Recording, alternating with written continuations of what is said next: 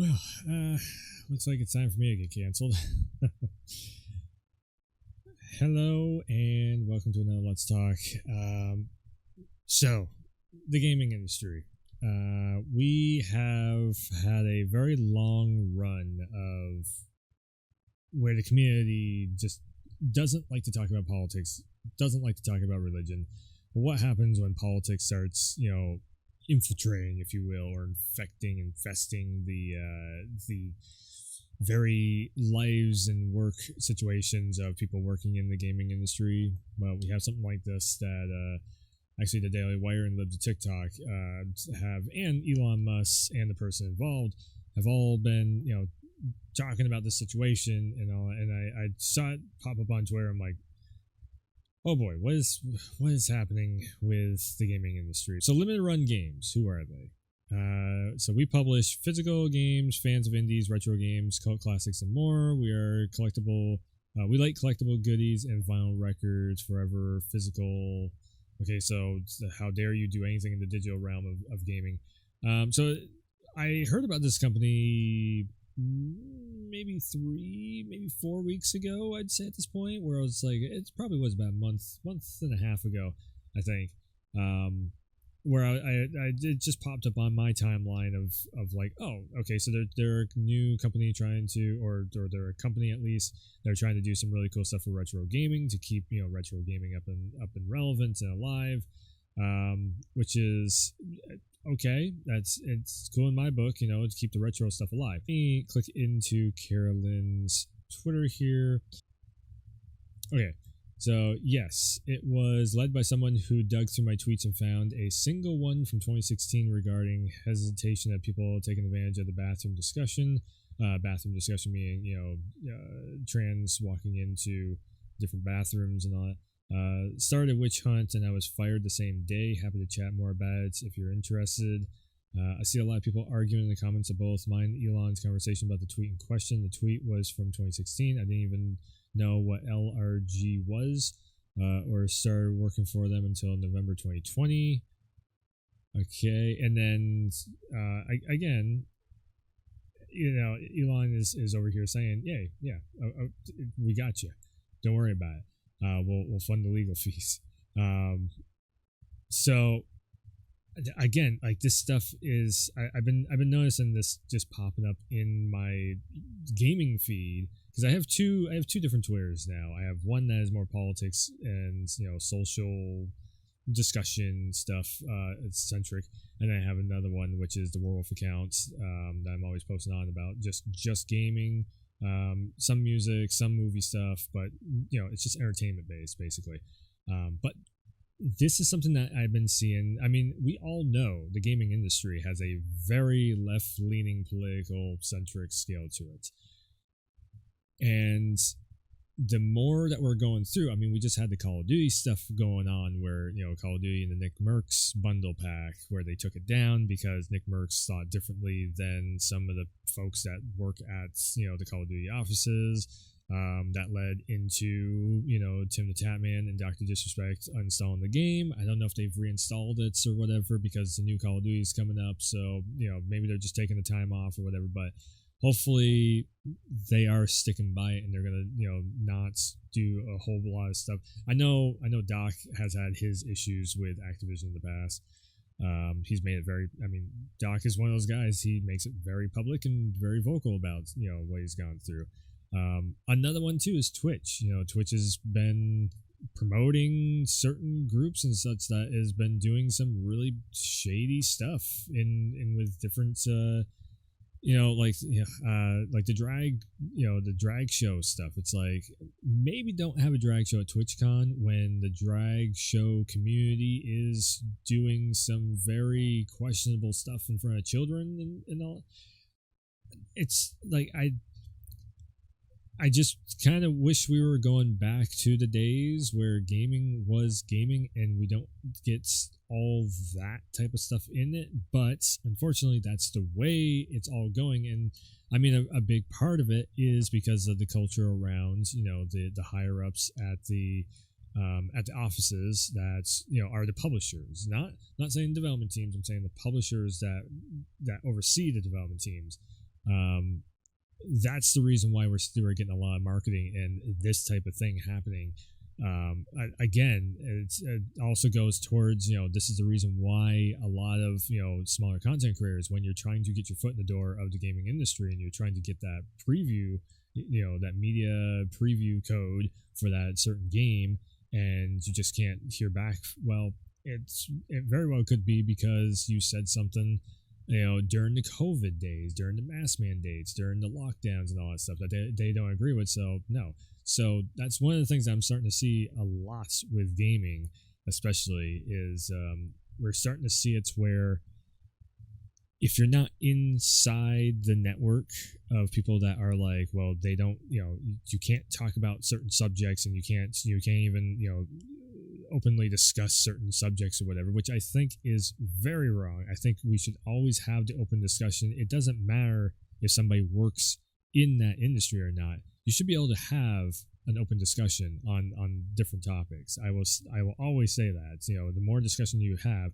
the better it is, because then there's different viewpoints that gets heard on both sides.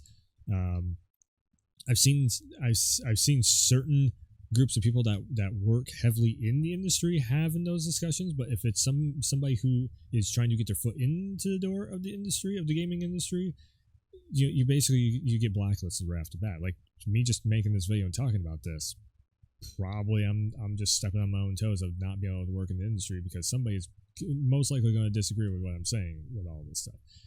Which again is like, it makes you wonder if the gaming industry is it going down the pathway of maybe you're going to have a whole lot less talent wanting to work in that industry, because it's like, well, I can't even think for myself. I have to follow by the guidelines and the rules set by somebody else, to even be able to be considered for positions in these jobs.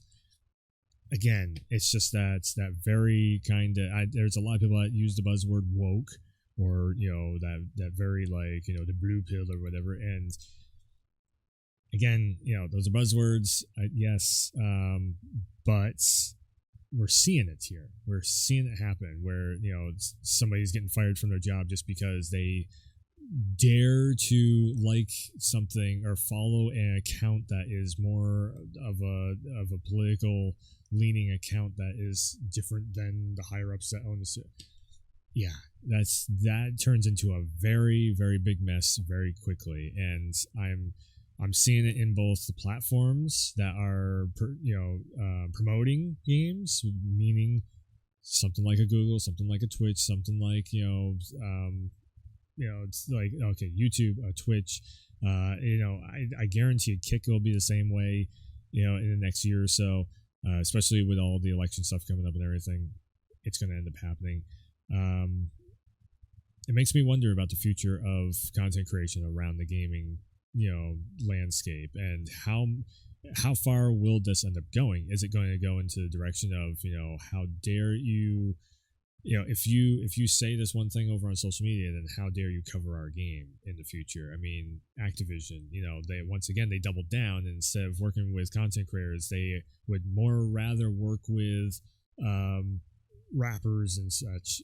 It's for the next Call of Duty pack. It's like, after you just basically canceled a content creator just for thinking differently than you, now you're going to double down on that.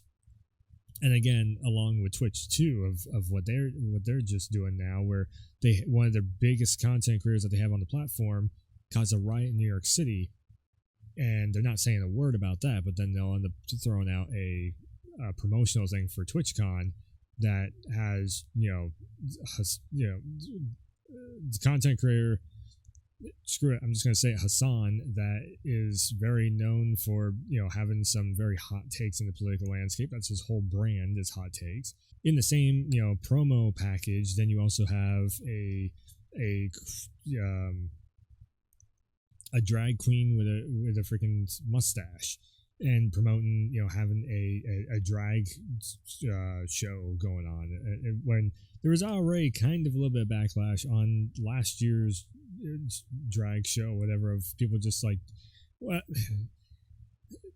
It was both people tuned out, and also people were like, hell no, I don't want to watch this. So why would you double down and do it again? Yeah, it's definitely one of these things where it's, a lot of people would not want to talk about this because of the fact that they're too afraid that they're going to be blacklisted by companies, and no company's going to work with them ever again. Been around this content creation stuff for so long that to me it's just like, well,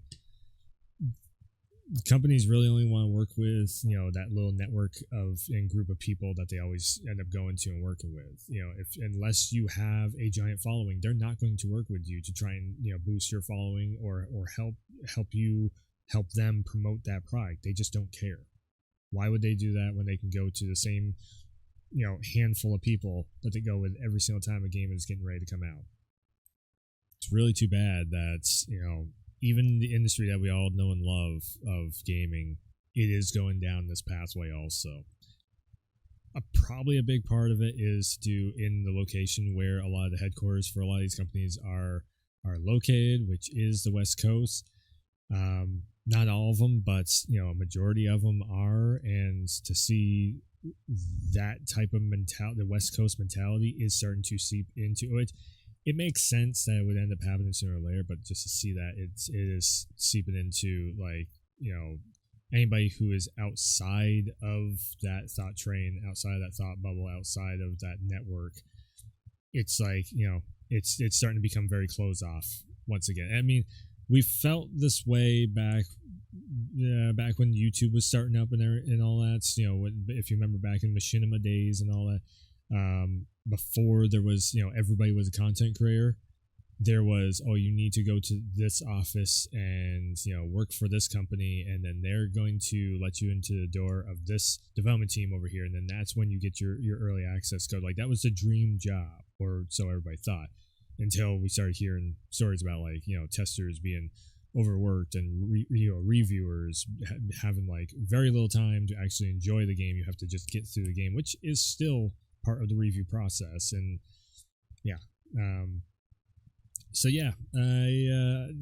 again, when it comes to streaming on Twitch and all that, once again, I think I am pulling back a little bit from it, because I don't agree with a lot of the political views that is going around the gaming industry. And it's just, I've been making gaming content on the internet for